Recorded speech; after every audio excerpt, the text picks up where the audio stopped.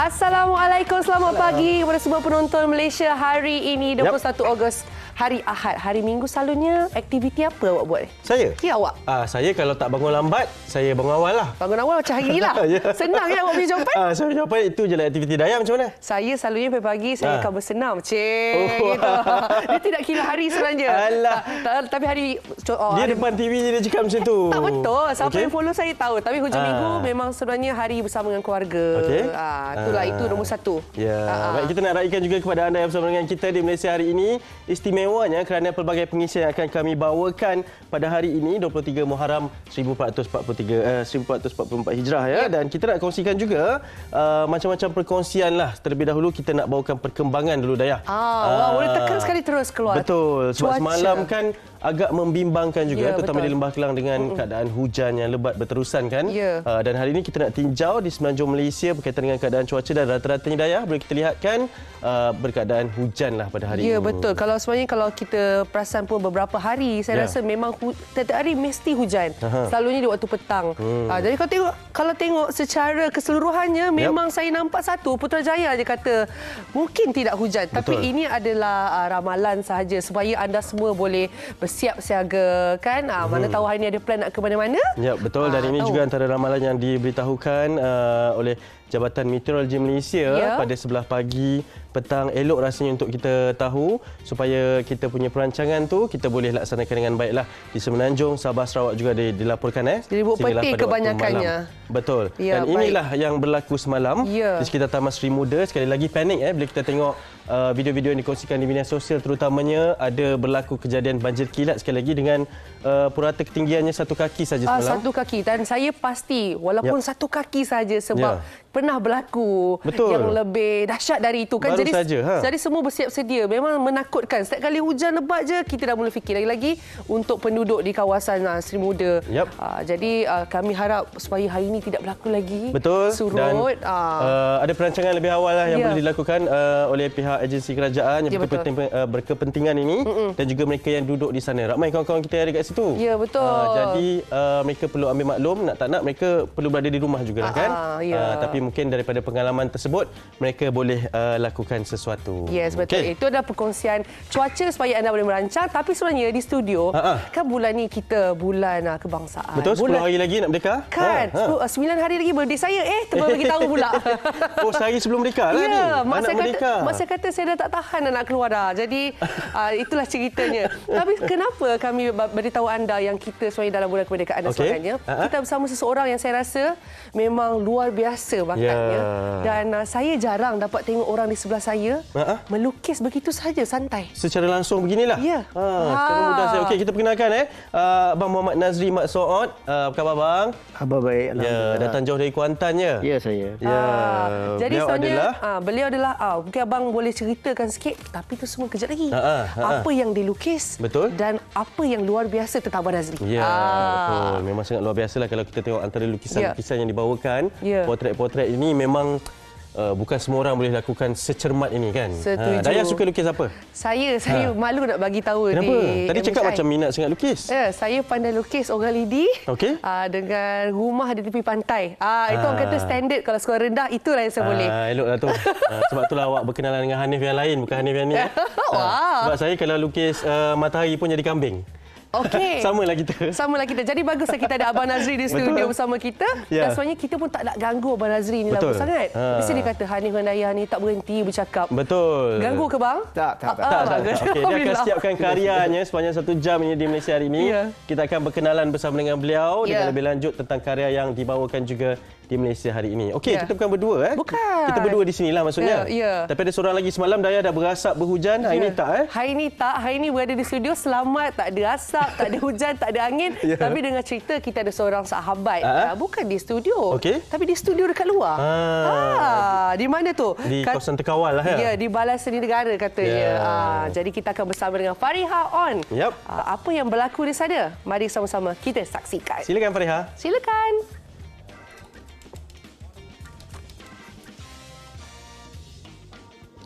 Baik, terima kasih Hanif dan juga Dayah di Sri Pentas. Assalamualaikum, selamat pagi ucapkan buat semua penonton Malaysia hari ini. Saya berlintas langsung di Balai Seni Negara. Saya rasa ini adalah antara tempat ataupun lokasi yang mengangkat hasil karya seni tanah air kita. Dan hari ini saya sangat berbangga kerana buat julung kalinya bila berada di Balai Seni Negara melihat satu pameran yang cukup istimewa. Mendengar nama figura ini, Panglima Awang. Pernah dengar? Adik-adik pernah dengar? Ini mungkin satu lagi perjalanan sejarah yang kita perlu tahu, dan hari ini kita nak bersama dengan individu yang boleh menceritakan kita tentang pameran yang sedang diadakan di Balai Seni Negara sempena dengan konsepnya Nusa dan Galeri Reka ini. Kita nak bersama dengan Cik Muhammad Azrul Amin Arsyad, merupakan kurator museum. Assalamualaikum, selamat pagi. Waalaikumsalam, selamat pagi. Baik, bila kita mendengar nama Panglima Awang, tidak ramai yang mengetahui tentang kisah sejarah yang membabitkan Panglima Awang ini. Jadi bila kita berada di Balai Seni Negara, ada sebuah galeri reka ni memang khususnya diadakan pameran berkenaan dengan Panglima Awang ini. Jadi siapa sebenarnya Panglima Awang ni? Okey, baik. Sebenarnya mula-mula izinkan saya beri sedikit pengenalan dululah tentang Panglima Awang ni.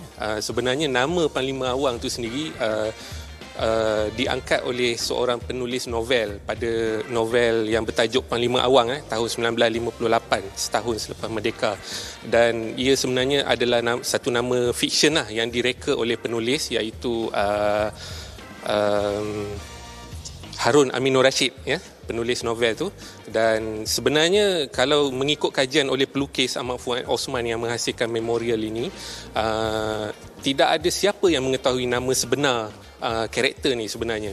Jadi nama yang ada tercatat di dalam catatan Antonio Pigafetta yang turut bersama dalam pelayaran itu adalah nama Enrique. Nama Enrique ni diberikan oleh figura ini selepas ia dibaptiskan lah. Ya. Kita pernah dengar berkenaan dengan sejarah negeri Melaka, nama Ferdinand Nadi Magellan kan, bagaimana mengelilingi dunia melalui samudra dan sebagainya. Dan Panglima Awang ataupun Enrique de Melaka ni, antara inilah dia yang kata daripada Nusantara mengelilingi dunia melalui samudra. Dan bila kita melihat pameran di sini macam ni kan, patung ni dan hasil-hasil di sini, ini adalah hasil idea siapa sebenarnya? Okey. Karya seni siapa? Penghasil karya ini, pelukisnya adalah Ahmad Fuad Osman. Karya ini ideanya timbul pada tahun 2011 lagi. Pelukis memulakan research untuk membina memorial ini, dan pada tahun 2016 beliau mendapat tajaan daripada Singapura sempena Biennale 2016, dan beliau mula merealisasikan dan membina karya inilah dalam bentuk museum. Baik, dengan kajian dilakukan cukup lama, saya pasti ini antara figura yang penting jugalah kan, bila dah ada galeri istimewa khusus saja untuk Panglima Awang. Jadi bagaimana mungkin syarat-syarat yang diberikan oleh Balai Seni Negara sendiri, berapa lama proses yang diambil untuk memilih konsep yang sesuai untuk dipamerkan? Ya. Sebenarnya karya ini dipilih sebagai salah sebuah karya di dalam koleksi pameran tetap kita yang kita beri nama Nusa. Karya ini merupakan satu perolehan yang terkini yang diperoleh sebagai koleksi negara oleh Balai pada tahun 2021, dan dia punya tema dia tentang penceritaan Tenggara itu fit masuk untuk salah satu segmen dalam pameran Nusa koleksi tetap. Terima kasih Encik Azrul. Saya nak tengok-tengok dulu kan, sebab belum habis tengok lagi. Boleh Sebab saya difahamkan selain daripada kalian boleh datang sini melihat sendiri bagaimana perjalanan sejarah Enrique di Melaka ataupun Panglima Awang ini bila interaktif. Di sini sebenarnya kalau sesiapa yang tak tahu bagaimana cerita sejarahnya, cukup istimewa. Kita pun mak-mak, anak-anak boleh bawa ke sini. Pastinya aktiviti hujung minggu melihat kisah Enrique di Melaka. So ada senario 1, senario 2. Nama 1? Senario 1 kan senario 2? Satu lah Okey, kita pilih senario 1 dulu. Jadi bila ada di sini keluarga yang inginkan anak-anak, sebab kan darjah 4 dah ada sejarah. Jadi bolehlah nanti bawa anak-anak. Kita duduk sini dulu lah. Duduk-duduk dulu, tengok-tengok. Okey, berdasarkan daripada penceritaan mereka adalah bagaimana Ferdinand de Magellan ini mengenali Panglima Awang, ataupun ada nama dia banyak sebenarnya. Selain daripada Panglima Awang ni, Datuk Laut Dalam, Datuk Laut Hitam, Enrique de Malacca. Jadi ini yang menceritakan bagaimana Ferdinand Magellan mengenali Panglima Awang ini.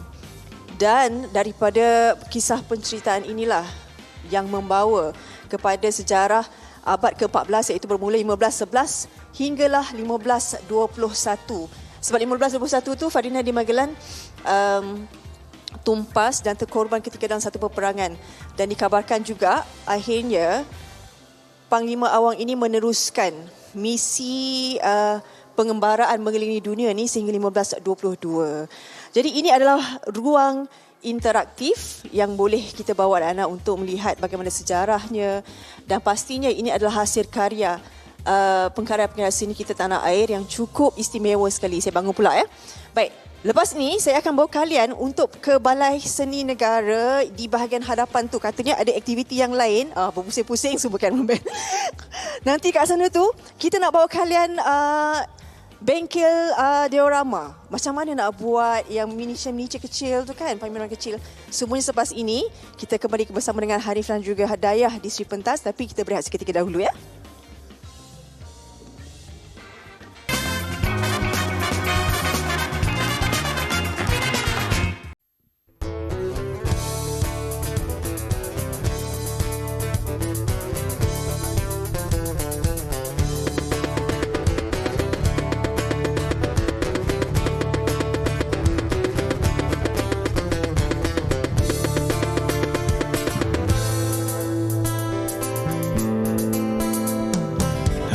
Sami mengalirlah di kau, menjadi raksa mengisi belikat punggungku. Agar aku bisa berdiri tegap dan segah bagaikan Laksmana Melayu.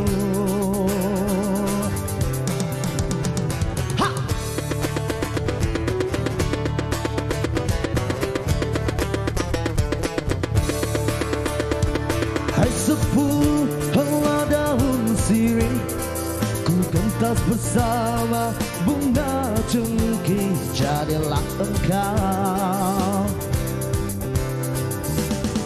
Darah merah pekat mengisi uratku agar bisa ku melangkah gagah dan tampan bagaikan si jantan yang berkokoh.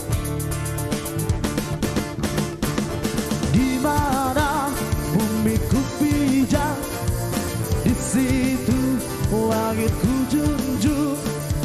Alang-alang menyelup perkasa, biar sampai ke pangkal lengan. Oh, aku seru mentera pusakaku, mentera semerah padi, mentera semerah padi, mentera semerah padi.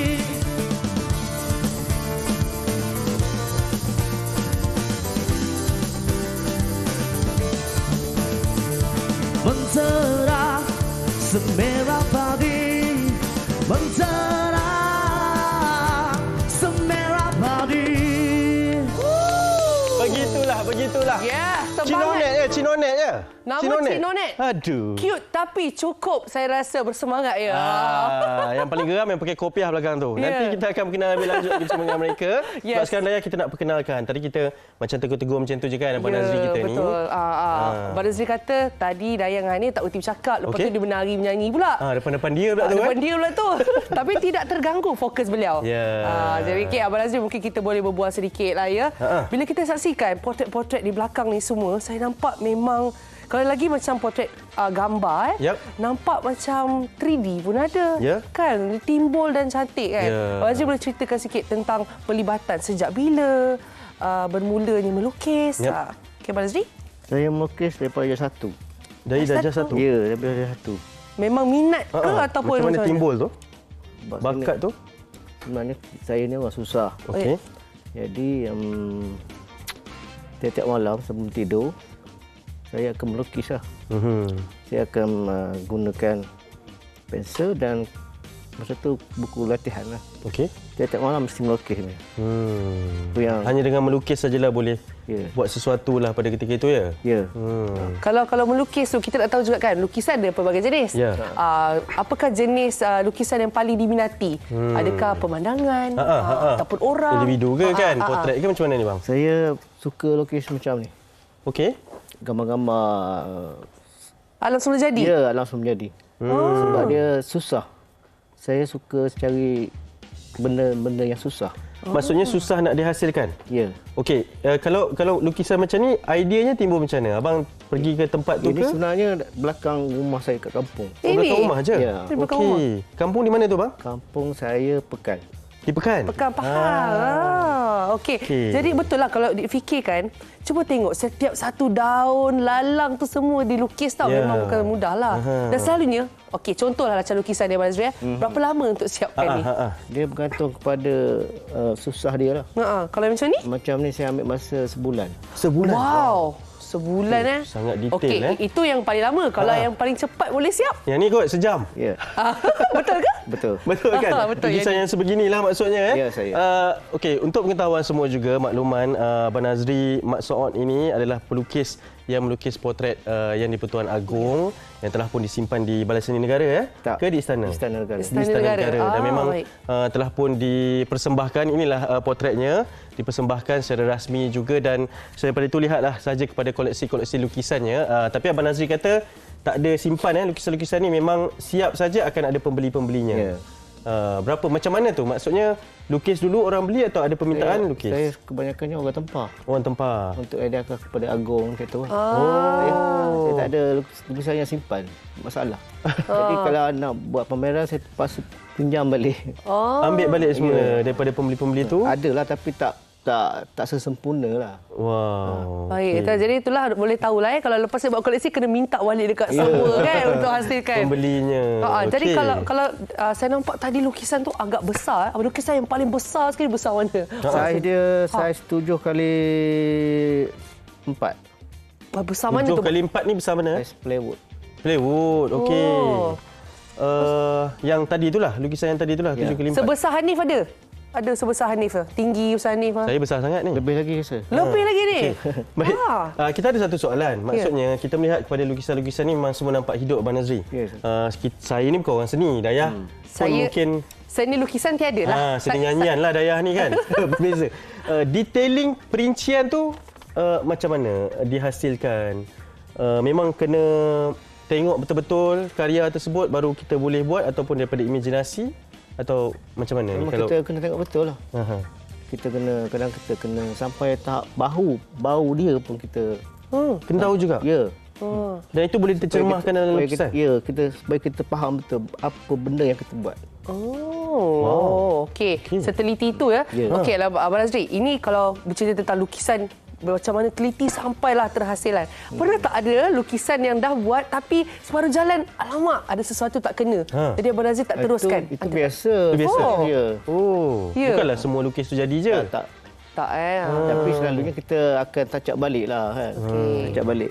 Touch up balik sampai boleh jadi elok Ya. lah. Ya. Melihat kepada karya-karya sebegini, Abang Nazri, waktu dan juga zaman sekarang ni, adakah masih ramai pelukis-pelukis yang boleh berkarya sebegini, generasi sekarang ni? Saya rasa memang perlulah. Sebab benda ni memang menguntungkan lah. Ya. Ya. Oh, boleh, maksudnya dihargai juga di Malaysia pun memang Boleh. boleh. Pula sekarang ni macam-macam media ada. Ya. YouTube. Kalau pelukis muda dia nak belajar. Ya. tengok kat sana je. YouTube saja. Senang je lah maksudnya. Memang mudah sekarang. Ya.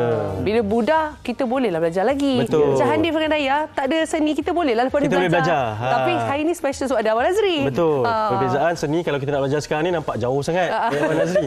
Okey, Abang Nazri, ni nak dihasilkan apa ni? Di Malaysia hari ni? Sempena bulan kemerdekaan lah. Okey. Ada bendera dan berlatar belakangkan bendera ni berlatar belakangkan Bandar Kuala Lumpur. Okey. Oh, okey. Wow. Sekarang ni kita baru nampak bendera je. Ya. Oh, kejap lagi akan adalah latar belakang Kuala Lumpur tu. Sikit lagi ada lah. Wow, ini sebenarnya macam satu cabaran untuk bagi saya. Untuk Abang Nazri mungkin saya boleh dalam masa sejam. Mudah sajalah kan. Mudah saja. Tak sabar nak tengok Ini pun tenang je. Bandar tak nampak lagi ni. Tapi dalam hati Abang Nazri mungkin saya kena siapkan ni. Dayang dengan Hanif masih terus bercakap lagi. Abang Nazri, terima kasih kerana sudi berkongsi dengan kami. Ini satu penghargaan kepada kami dengan kehadiran Abang Nazri dari Kuantan. Membawa karya-karya ini yang sebenarnya memang menjadi koleksi yang menjadi idaman ramai lah. Siapa minat seni dia tahulah. Betul. Dan hari ini pula lagi istimewa sebab untuk Malaysia hari ini kita ada gambar Candi Gemilang dan juga berlatarkan bangunan Kuala Lumpur. Betul. Tak sabar nak tengoklah saya rasa. Betul. Okey Abang Nazri, kita tak ganggu Abang Nazri dah lepas ni. Sikit-sikit je lah kan. Sebab nak tak nak kita memang tetap kena dekat sini. Okey, kita nak berteriak seketika. Selepas ni kalau ini berlatar belakang ke Kuala Lumpur, kita nak kongsikan apa yang menarik di Johor pula. Bersama dengan kami di Malaysia hari ini.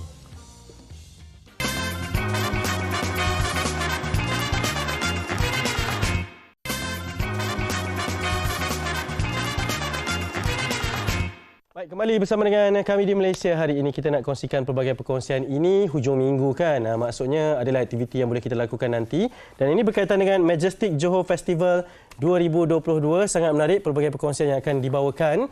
Dan berada di studio dengan saya pada ketika ini, orang yang tepat untuk berbicara berkenaan dengan festival yang akan diadakan di Johor ini. Okey, kita nak perkenalkan dua tetamu saya. Kita bersama dengan Tuan Haji Suhairi bin Haji Hashim sebagai pengarah Majestic Johor Festival ini. Tuan Haji, Assalamualaikum. Waalaikumsalam. Ya, terima kasih kerana sudi bersama kami dan juga Madam Patricia Ng, penganjur acara Majestic Johor Festival.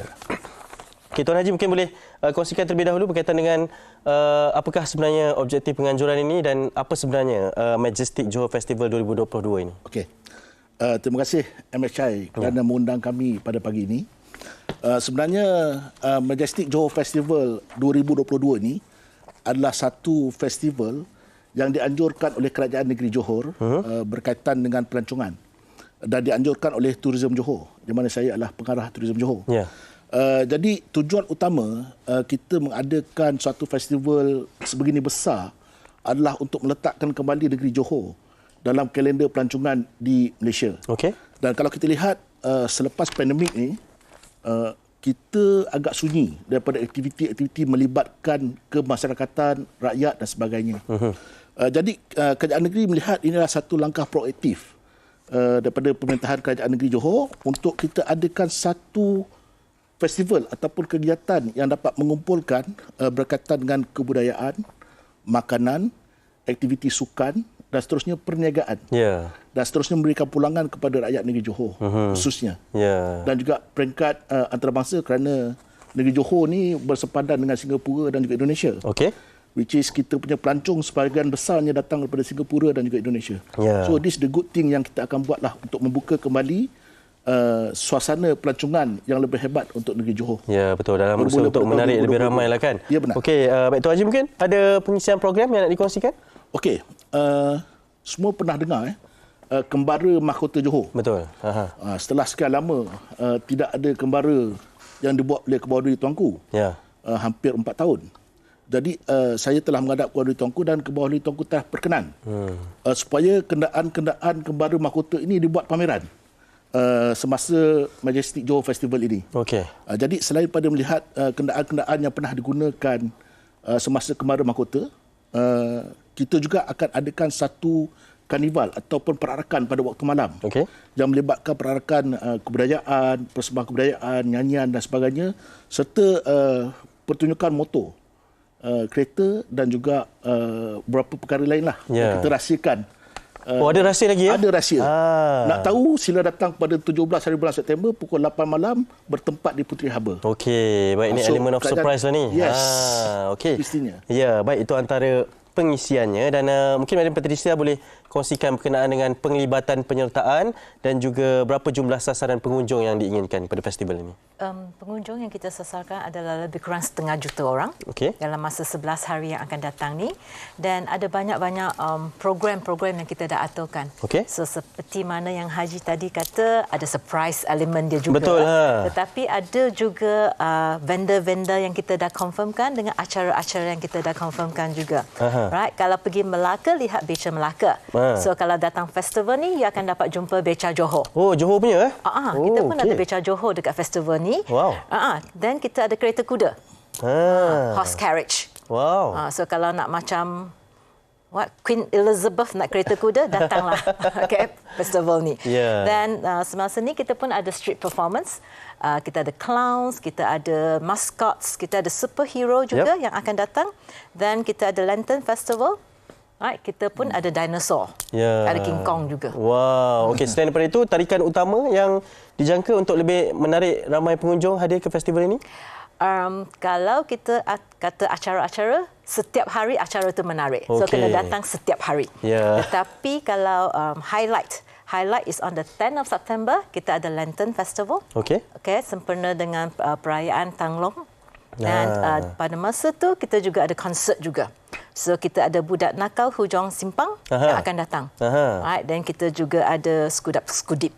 Wow. Wow, ini maksudnya meliputi pelbagai generasi jugalah Yes. Stand sebenarnya adalah untuk ska performance. Kita ada 5 kumpulan ska yang akan buat persembahan pada 10 hari bulan tu. Jadi pada minat-minat ska, itulah harinya untuk datang. Yes.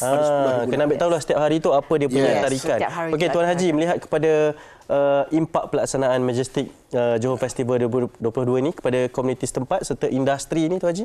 Okey, selepas sekian lama sendu, betul. Selepas pandemik dan sebagainya, rakyat kita ni perlukan suatu tarikan untuk keluar semula, untuk merancakkan semula ekonomi pelancongan yang kita lihat pada ketika ini agak hebat, agak pulih, tetapi sebenarnya jangka masa itu belum lagi dapat kita tentukan. Dan kalau kita lihat dengan adanya penganjuran-penganjuran festival seperti sebagaimana berikut, kita boleh menggalakkan ekonomi tempatan untuk terus dibangunkan. Sebab kalau kita lihat peserta-peserta festival ni yang berniaga, yang jual makan dan sebagainya, kita ada 100 premis makanan yang akan buat jualan makanan pada hari tersebut. Kita ada 150 premis ataupun booth yang menjual produk-produk. Jadi ini adalah satu platform yang baik kepada mereka untuk terus memajukan perniagaan. Dan kita juga mendapat kerjasama dari Perbadanan Usahawan Johor, di mana 20 orang usahawan membuat jualan langsung, pameran dan juga jualan langsung produk-produk mereka. Jadi penglibatan agensi-agensi kerajaan negeri sebagaimana Pertubuhan Peladang, Lembaga Denas, Perikanan. Jadi kita kumpulkan semua sekali pada satu festival. Dan yang paling penting sekali ialah kita memanggil 10 daerah di negeri Johor untuk sama-sama membuat pameran daerah tersebut dengan mempromosikan produk pelancongannya, makanannya, tarikannya dan juga produk-produk kraft tangan. Jadi orang yang datang tak perlu pergi ke 10 daerah di Johor, datang saja pada Festival Majestic Johor ni, dia boleh menikmati ke semua yang ditawarkan oleh daerah-daerah di negeri Johor di situ. Lengkaplah Tuan Haji, bangsa Johor berkumpul semua di situ Betul. Sebenarnya tajuk asal festival inilah Festival Bangsa Johor. Tapi kita menukar untuk dapatkan lebih nilai komersial, kita tukar pada Majestic Johor Festival. Baik, sangat lengkap. Terima kasih banyak kepada kedua-duanya berkenaan dengan Festival Majestic Johor 2022 ini pada 8 hingga 18 September 2022 di Puteri Harbour di Iskandar Puteri. Terima kasih sekali lagi, semoga berjaya. Okey, kita nak teruskan perkongsian kerana Dayah bakar. Mungkin ada sesuatu yang nak dibawakan juga. Kalau semalam berasap, hari ini apa Dayah? Sekarang ni saya ceritanya. Tadi Fariha ada cakap, ada nak belajar tentang diorama, seni diorama. Saya sejujurnya tak pernah dengar, tapi Fariha beruntung sebab katanya akan berjumpa dengan pelukis seni diorama ni sendiri. Mungkin penonton sama-sama nak tengok juga. Kita akan bersama dengan Fariha On. Dipersilakan. So tabur macam ni. So yang ni pokok ni. Okey. Baik. Kami kembali di Balai Seni Negara dan pasti tadi kan Farah dah janjikan kan bagaimana menunjukkan antara aktiviti yang ada di Balai Seni Negara ini. Hari ini Rahat, jadi pastinya ada juga bengkel-bengkel kepada pengkarya-pengkarya baru, ada yang lama untuk sama-sama datang dan belajar berkenaan dengan seni diorama. Dan hari ini Farah bersama dengan Sirajuddin. Ini sahabat lama saya sebenarnya. Dah lama tak jumpa, 2016 yang terakhir. Ukiran pensel, tapi kali ini dia menjadi sifu kepada peserta-peserta yang ada di Balai Seni Negara ini dan juga saya. Assalamualaikum. Jumpa kembali. Sihat? Sihat. Alhamdulillah. Okey. Ini saya Farah ada satu kemusykilan. Dia antara seni diorama dan juga miniatur tu, apa beza dia sebenarnya? Beza dia kalau seni diorama ni, dia apa yang benda yang kita tengok di alam nyata, kita mengecilkan dia punya skala dia. So diorama ni selalu kita boleh verify dia melalui skala. Ada yang 135, 134, ada yang 164. So itu je lah beza dia. Dan diorama juga ada yang kita buat sci-fi, itu science fiction. Benda yang tak ada kita recreate balik. Kita dah dengar Sirajuddin cakap tu, mungkin ramai yang macam mana ni? Kita nak tengok sedikit hasil di belakang, mungkin lebih jelas. Mari Abang Man bangun. Elok. Macam Sirajuddin. Okey, ini yang dihasilkan oleh Sirajuddin sendiri Yang ni dihasilkan oleh saya. Dia diorama ni kita boleh buat sama ada benda yang dah ready made ataupun scratch build lah menggunakan beberapa benda. Okey, jap. Saya bagi izin saya ke sini sikit. Okey. Senang. Yang ni ada yang scratch build dan ada juga barang-barang yang ready made diguna pakai lah. So kalau tengok diorama ni, dia punya seni dia lebih nampak realistik lah. Ni berapa lama ni nak buat Sirajuddin? Macam yang ni saya ambil masa dekat almost 2 minggu. Sebab ada certain material kita susah nak dapat. So kita kena tunggu, lepas tu kita kena buat dia lah. Yang lampu-lampu ni saya rasa istimewa juga ni. Lampu ni sebab saya nak dia nampak realistik. Kalau tengok diorama ni sendiri kat belah dalam, boleh nampak macam unsur-unsur bengkel dia kat situ. Okey, kebiasaannya kita dapat lihat seni diorama ini di muzium kan. Kalau kita pergi muzium dan sebagainya kan, untuk menikmati bagaimana keadaan, suasana, sejarah ketika itu. Tapi hari ini nampaknya seni diorama ini telah diberi peluang kepada orang ramai kan. Kita tengok hari ini ada yang adik-adik kita kan untuk mempelajari. Bagaimana melihat ni? Saya melihat ni satu macam perkembangan positif sebab diorama ni dia bukan sekadar hobi saja. Kadang-kadang dia boleh mendatangkan hasil pendapatan sampingan lah kepada orang lah. So pasal itu ada yang buat yang untuk penjualan, ada juga untuk kegunaan diri sendiri. So dia punya skop sebenarnya luar diorama ni. Dia ada macam-macam bidang. Ada yang khas untuk kapal terbang, untuk militeri dan ada juga untuk kegunaan koleksi dia orang sendirilah. Okay. Hari ini Sirajuddin ada berapa orang anak murid ni? Dekat 20 orang hari ni yang datang untuk menghadiri kelas hari ni lah. Okey, kita dapat tengok ada yang pelbagai lapisan generasi yang akan turut serta dengan bengkel diorama ini. Saya rasanya saya nak tanya juga, sekejap lagi saya dengan awak Okey, kita nak tanya juga antara peserta yang hari ini pagi-pagi dia dah bangun nak belajar dengan Sirajuddin berkenaan dengan seni diorama ini. Assalamualaikum. Salam. Siapa nama? Anas. Okey, Anas. Nak tanya, adakah ini kali pertama belajar untuk seni diorama ataupun memang dah ada basic berkenaan dengan seni diorama ini? Ini kali pertama.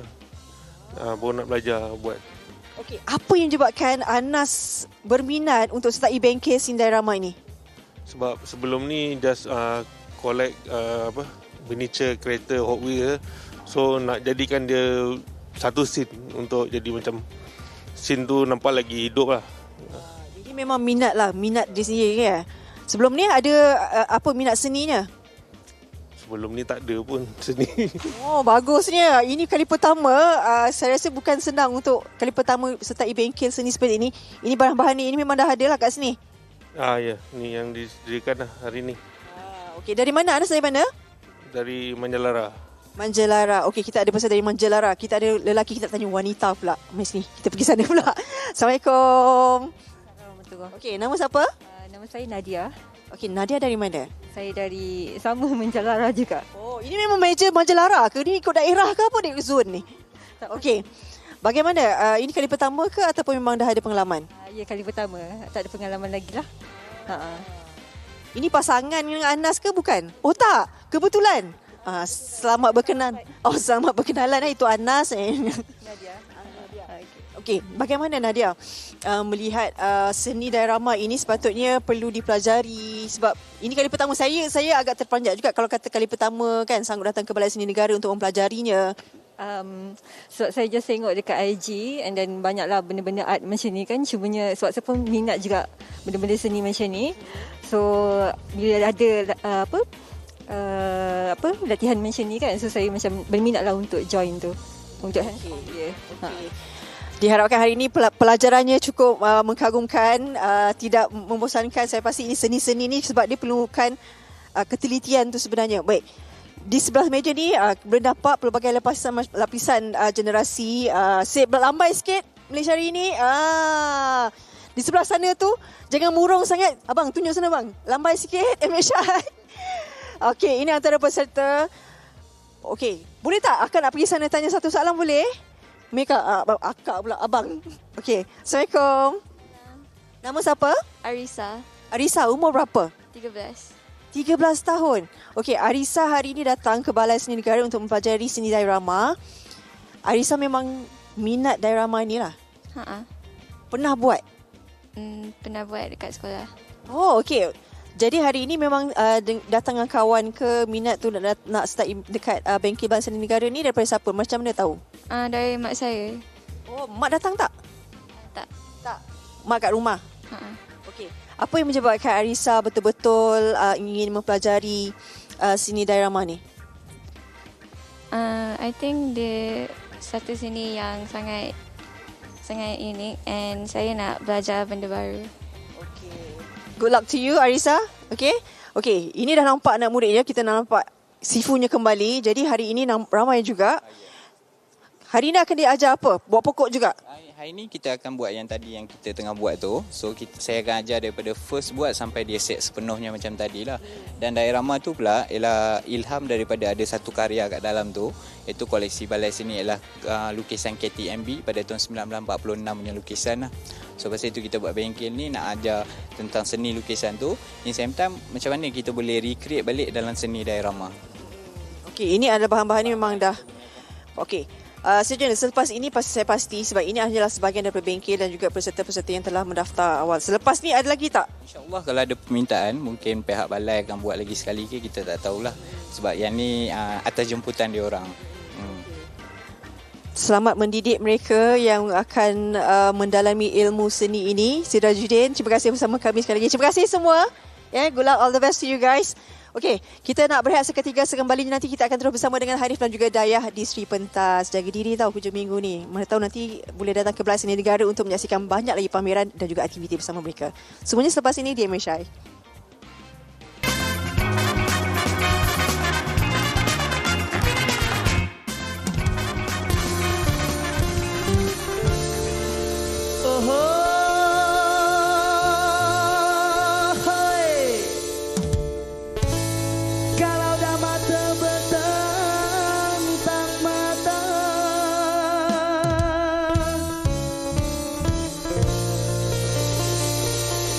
Hati di dalam bagai nak gila.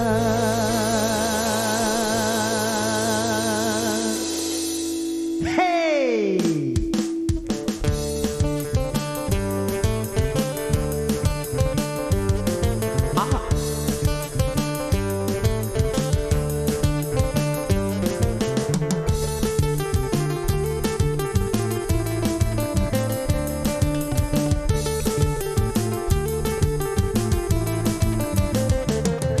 pertama kali ku melihat wajah si dia. Pertemuan bermula di taman si kebun bunga. Situlah hai mulanya berjumpa bertentangan mata. Mulai dari itu hatiku tertanya-tanya, siapakah gerangan si cantik jelita kelipat. Hai matanya, hingga kan aku terpesona. Hey!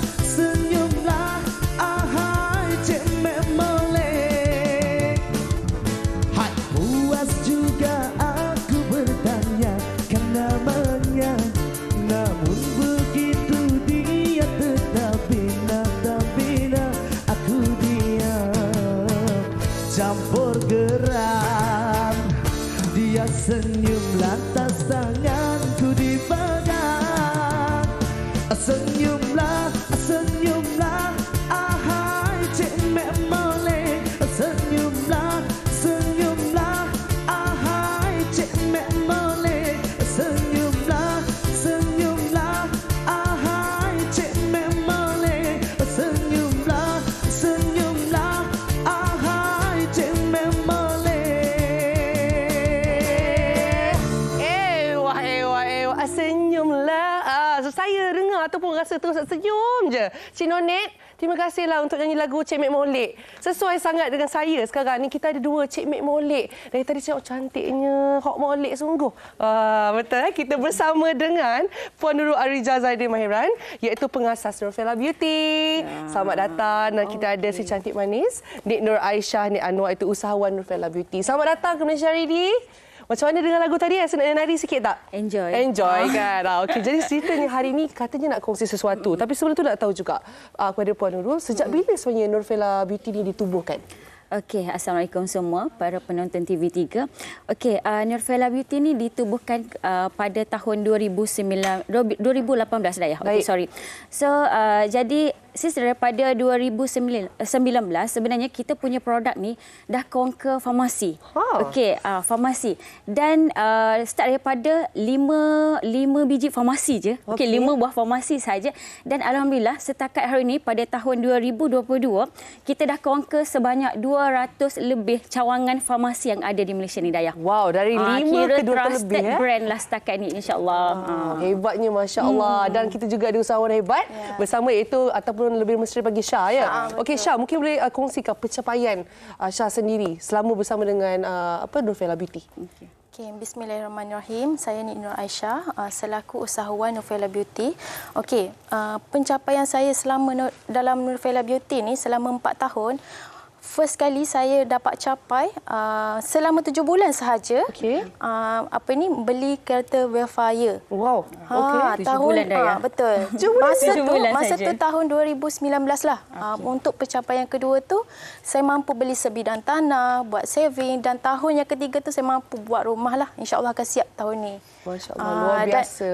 Dan apa yang saya nak kongsikan hari ni, saya berjaya lahirkan ramai sangat ejen dan stokis, beratus orang, tapi apa yang saya paling appreciate kejayaan dia orang adalah di bawah naungan Charlie & Co.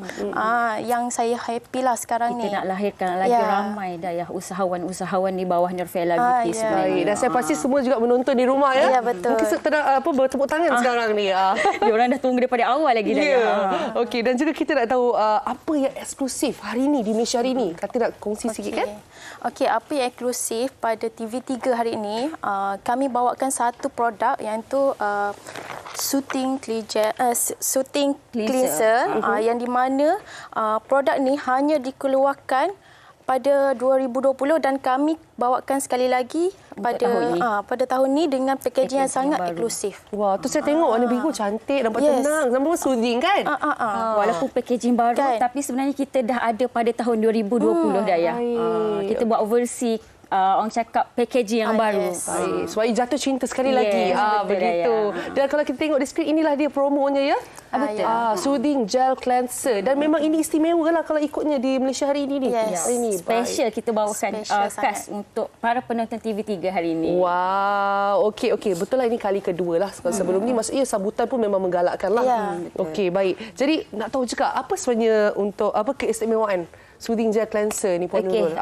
Dayah, saya pecahkan 2 rahsia yang terbesar. Ramuan di mana kita menggunakan dua ramuan yang sangat premium, iaitu ada Witch Hazel dalam ni. So Witch Hazel ni semua orang tahu dia sangat-sangat eksklusif dia punya ramuan. So dia boleh membantu untuk mengatasi masalah keradangan kulit dan juga untuk membantu mengecutkan jerawat. Kalau boleh tak Dayah, saya nak tunjuk tekstur dia. Boleh. Nak tunjuk. Silakan. Kamera boleh zoom sikit tak? Kita nak tunjuk tekstur dia. Okey, Syah letak kat tangan. Okey, kita tengok. Teksturnya. Okey. Adakah ia gel? Ya, ia gel. Dan kalau orang tengok, apa tu Nurul yang biji-biji merah tu kan? So biji-biji merah ni lah yang membantu untuk mencerahkan kita punya kulit. Dayah. So kalau orang pakai, kenapa jerawat saya kecut? So dia sangat-sangat membantulah dalam membaiki masalah kulit. Okey, nampak tu bukan setakat kita tunjukkan packaging, kita tengok tekstur dia. Jangan pelik kalau orang tanya, just pakai cleanser tapi boleh membantu untuk mencerahkan kulit. Yes. Ini fungsi fungsi dia. Fungsi utama yang ada pada cleanser Norvela Beauty. Baik. Dan katanya juga boleh melembabkan kulit. Yes. Betul, Daya. Okey. Satu lagi. Betul. Saya terlupa. Kita ada ramuan dia aloe vera. Seperti yang orang tahu, aloe vera sebenarnya dia sangat-sangat membantu untuk mengatasi masalah contoh pudakan parut. And then dia membantu untuk melembabkan lagi. Memang tak asing dah kita punya ramuan dia tu. Ya, okey. Mungkin Syah boleh sikit-sikit ubur dekat kulit. Tengok tekstur tu kan. Bagi dia nampak smooth. Dia buih dia tak terlalu banyak. Tekstur dia sangat-sangat smooth. Okey. Kalau nampak kat sini dia punya biji halus pun je. halus je. Dan dia risau. Dia memang tak sakit, tak pedih ke apa bila dia pakai. Dia tak terlalu berbuih lah bila sapu. Baik. Okey, itu kalau anda semua tengok tu teksturnya yang menarik ya. Okey, dan seterusnya nak tahu juga berapa banyak pengeluaran Soothing Gel Cleanser ni. Tarik nafas tu. Okey, saya nervous Daya. Okey. Untuk pada tahun 2020 Daya, kita hanya keluarkan 30,000 unit sahaja Daya. Baik. Tapi untuk tahun ni apa yang saya teruja, kita punya order dengan tim, okey, dan of course lah customer memang menunggu benda ni. So pengeluaran dia pada tahun ini adalah 340,000 unit Daya. Wow. Customer memang get ready dah nak ngap je. Tunggu nak ngap je Daya. Kan, semua dah menanti, tunggu je bila nak berebut. Pada customer ataupun yang mana baru nak reset try Norvela Beauty ni, korang boleh cari dengan ejen-ejen kita di seluruh Malaysia. Okey. Caranya macam mana dah? Okey, research je mana-mana platform, Facebook ke, TikTok lah yang paling famous. Okey. Type je Norvela Beauty dekat mana? Kedah ke? Norvela Beauty Kota Baru ke? Type je, insya-Allah akan ada listing-listing kita punya ejen, ataupun boleh dapatkan di farmasi-farmasi yang sah. Semudah itu ya, search je terjumpa. Yes. Tak jumpa search dunia di hujung jari. Di hujung jari. Untuk dapatkan sahaja. Ingat 345,000 banyak tu, tapi semua macam jerung nak ngap. Yes. Terima kasih Puan Nurul kepada Syah sudi bersama dengan kami di Malaysia hari ini. Semoga terhabis semua ya. InsyaAllah. Dan sekarang ni kita nak bersama dengan Hanif. Apa cerita Hanif di sana? Terima kasih Cik Mek Molek bertiga ni. Ya. Memang meriah sangat di sana sebab sekarang kita nak kongsikan ini berkaitan dengan satu laporan khas kolaborasi Bulletin TV 9 dan juga kempen Harian Metro. Laporan khas Bulletin TV 9, dendam alam maya penggunaan media sosial bukan sahaja untuk menambah pengikut, bahkan sisi gelapnya jadi lubuk buat duit hasil aktiviti tidak bermoral. Di laporan kali ini, wartawan Izzati Rizan bakal membongkar taktik balas dendam secara maya yang didalangi Gen Z. Asalnya hanyut bercinta, namun saat cinta ternoktah, golongan itu tergamak menyebarkan koleksi gambar atau video aib bekas pasangan. Kegiatan itu dikesan semakin berleluasa termasuk dalam kalangan mahasiswa tempatan. Gambar maupun video aib yang tersebar ataupun leak tersebut boleh dicari dengan kata kunci yang akhirnya dijadikan pemuas nafsu si hidung belang yang kemudian menjana pendapatan melaluinya. Saksikan laporan khas Bulletin TV 9 ini mengenai trend balas dendam secara maya pada 20 dan 21 Ogos 2022. Trend balas dendam secara maya menarik. Okey, baik. Seterusnya ini untuk orang yang minat muzik pula. Terpaling juara. Okey, jangan lupa malam ini ya, terpaling juara membuka gelanggang konsert pertama ya. Jadi selain ada 6 peserta yang sangat berbakat dan mestilah power, dan orang kata dengan cerita juri pun akan turut serta buat persembahan. Itu yang menarik. Rasanya dah lama kan kita tak tengok Kak G, Fazal Latif. Lepas tu tertanya-tanya juga lagu apa yang ada. Harapnya lagu di Teratai. Teratai Layu di Tasik Madu. Macam mana lagu? Saya tak nak nyanyi dulu. Kan takut salah bunyi. Okey. Jadi favourite sangat lagu tu. Ani tahu tak lagu tu? Tahu. Cuba lagu sikit. tu tahu. Cuba sikit. Nada dia mungkin berbeza lah kalau kita yang nyanyi. Cubalah sikit, Dave. Macam mana? Tak. Gurau je kacauan dia. Okey. Jadi kita tahu. Anda semua kalau nak tengok, manalah tahu kalau ada malam nyanyi lagu tu ya. Jangan lupa malam ini 9 malam di TV3. Okey, tapi dengan cerita memang semua orang tak sabar nak tengok ni terpaling juara. Betul. Sebab semuanya legendary. Ya, betul. Okay. Malam ini, okey. Alright. Kabarnya dah siap ke Abang Nazri kita? Lukisannya macam mana ni? Sikit saja lagi ni. Abang Nazri, pejam celik kita orang duk bercakap tak berhenti, tiba-tiba dah siap. Dia fokus buat kerja lah. Yelah, ini hampir siap ke ataupun... Hampir siap. Hampir siap lah. Saya boleh katakan 90%? Ya. 90%. Wow, hebatlah Abang Nazri. Ini hasil karya yang memang dah mendapat liputan luas ni secara eksklusifnya di Malaysia ni. Abang Nazri, terima kasih ya. Sama-sama. Terima kasih. Nanti tinggallah lukisan ni kan? Boleh. Okay, boleh kisah salam ke orang Kuantan ya? Ya, insya-Allah. Okey, baik. Yang penting kena sign tau. Itu yang penting. Okey. Esok kita akan bawakan kepada anda kempen Kibalkan Jalur Gemilang. Dan juga selepas ini kita ada kumpulan Cinonet yang dari tadi menghiburkan kita. Selepas ni lagu yang lebih bersemangat, betul? Okey, Cinonet. Let's go. Jumpa lagi. Assalamualaikum. Bye semua. Selamat hujung minggu.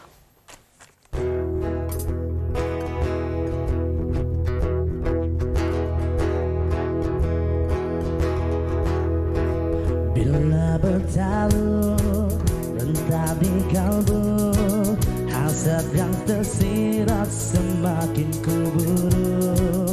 Bila bergema naungan gempita, harapan menyala nadiku berganda.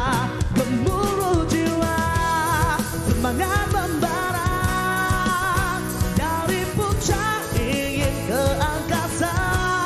Berkalungkan bintang berkelipat, menyelam jauh dari yang biasa.